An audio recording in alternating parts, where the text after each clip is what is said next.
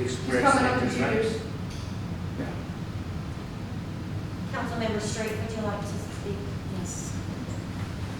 Why can't we contract someone It's a law. Yes, You can't do it. just for the police? We can't It is contract? against any city employee, period. We contract our IT. That is a person that's not employed directly by the city. Anybody Well, that's what I'm employed asking. directly by the city cannot be contracted. So you want to have a part-time policeman that is contracted by where? You gotta have a commission from somewhere. And the commission comes directly from the city and us. They have to hold this commission, Right. whoever that agency is. So that doesn't work. You know, I don't think it's fair to Jake to give him to someone and then have them done him again and have to go train with another one. And I think that is completely unfair to the dog, the officer, Jake. I don't want to see that happen to him over and over again. I think if we can find him another agency that has more experienced officers and he can have a better life and do what he's supposed to do and be happy in that, then I think that would be the better way to go. I don't want to see him go. We've got a lot of money invested in him, but with that being said, I don't think we have the setup for him to have the kind of life he needs to have. Thank you. We didn't have the setup for him when we got it. No, we didn't. Well, you learn the hard way, that's the, that's the bad thing. Sometimes, you know, you think, you go for, put it this way, the provincial officer, and you know, I'm sorry to speak bad of an officer, had a little more initiative and not, and I'm gonna say it, if he wants to sue me, he can sue me, okay? And not take the training records, but and have, take the dog half the time to where he should go and do what he's supposed to do with him. And then, because of his social life, he dropped the dog. Well, no, I not understand. and that's what's wrong with it. That's what's wrong with the whole damn thing. Let me just say, and I understand Councilman Brad, you know, being upset, because we as police officers are expected to maintain our equipment and maintain our fellow officers. And Jake is a fellow officer. So when the officer assigned, you know, doesn't do what he's supposed to do, then they both become injured while on duty. And I've been, you know, I'm retired after 36, 37 years. We've been around dogs almost my entire career. And for once I agreed with Susan Street that that dog needs to be assigned to somebody who's going to be with him throughout his career, not just once a year changing handlers. And that dog right now, I can guarantee you, he's going to need more training than regularly training a dog, because he's been through 3 people already and has not done any work whatsoever. And as much as I hate to lose him, as hard work as Lisa, John, Kevin boys did, I understand that, you know, they don't want to lose him. And I understand you don't want to lose him. But at this point, this dog's degrading.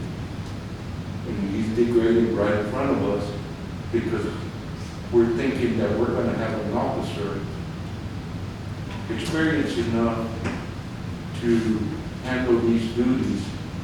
And like Councilmember Grant said, man, when you're in your first year, when you're in your second year of law enforcement, there's so much stuff coming at you.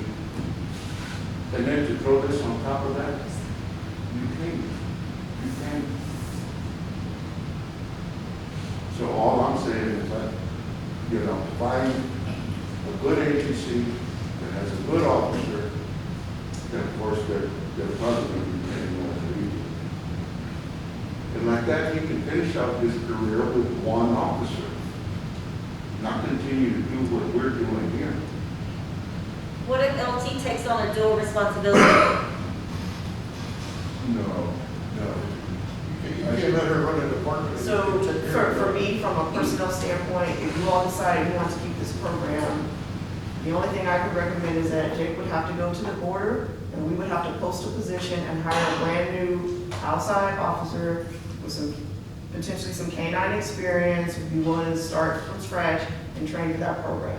I am not going to assign him to anybody currently in the current police department. Yeah, but the It's problem not, with that, it's not feasible at this you know, time. I'm sorry, but the problem with that is, number one, we don't pay them. And once that officer gets trained as a canine officer, he's gonna go somewhere where they bark.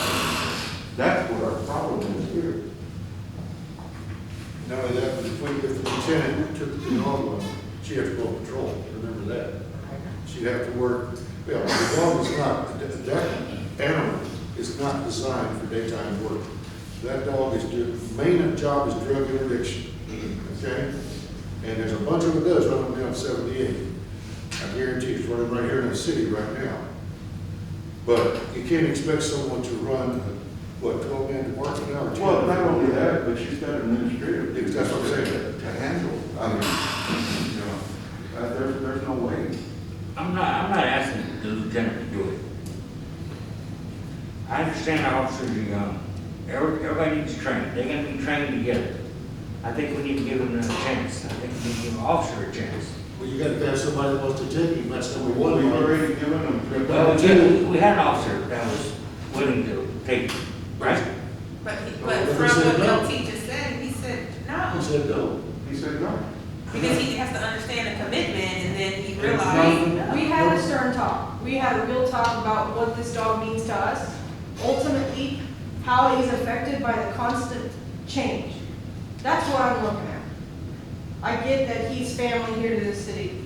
He's family to us. I've been spending more time with him in the last couple of days, okay? I would love to keep him if I knew that we could take care of him properly, but we can't. And not only that, but Councilman Martin, but the person that makes the decisions on personnel said no. She's not gonna assign that dog to any officer. So that's it. And at this point, he's gone through so many people, he's gotta be retrained. How are we gonna Let me- know if he does pass that? Mr. Martin, I'd like to put something in perspective. He is considered a tool. He is a tool for law enforcement. Drug interdiction starts with the human being and our experience. We learn that in time. We learn behavior, we learn psychology.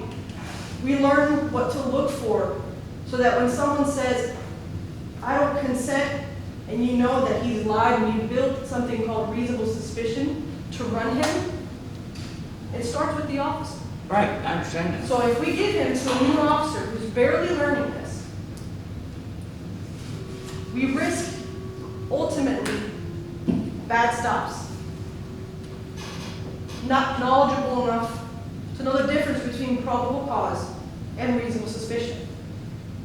This is learned through time, experience, knowledge, training, and there is no class in the world that's going to teach that to an officer immediately. Mistakes are made. That's right, I understand that. That's how we started off, right? I don't know, I wasn't here. Councilman Martin, I will tell you this, I'm a certified field training officer. I have been for 20 years. In my department right now, I train all the officers. In fact, I'm just bringing on 3. What she's talking about in street I understand what smart. she's talking about. No, well, what I'm telling you is, you don't understand street smart. You don't understand what Yeah, it takes, okay. when you bring those You're people right, I in mean, and stuff. but I'm seeing how we've operated over the last 30 years.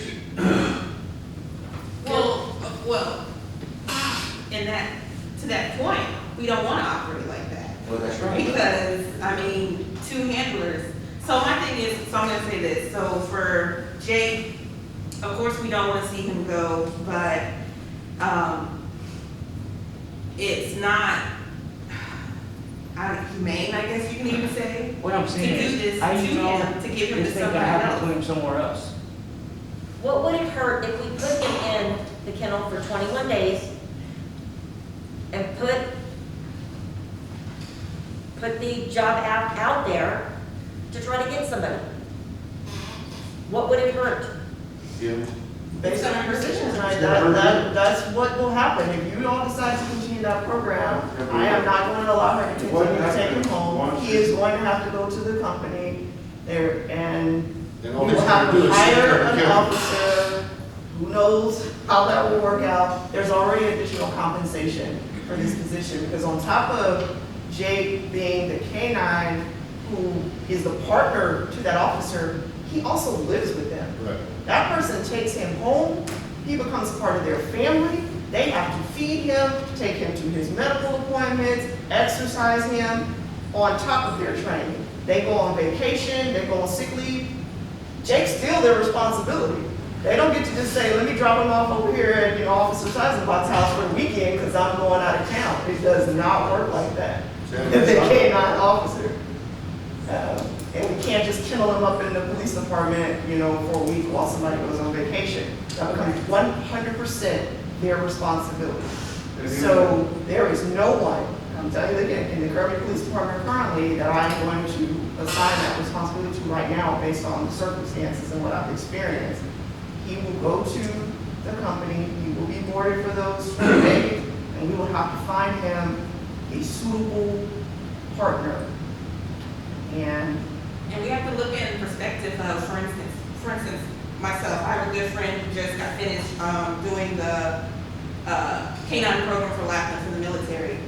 When he finally got his dog after months of training, it said that dog is gonna be with him to the day he dies. So even when he retires, that dog is gonna go home with him and stay with him. So that's what I'm saying. I mean, I understand that we don't wanna see Jake go, but we're doing a disservice to him. It's not right, it's not fair.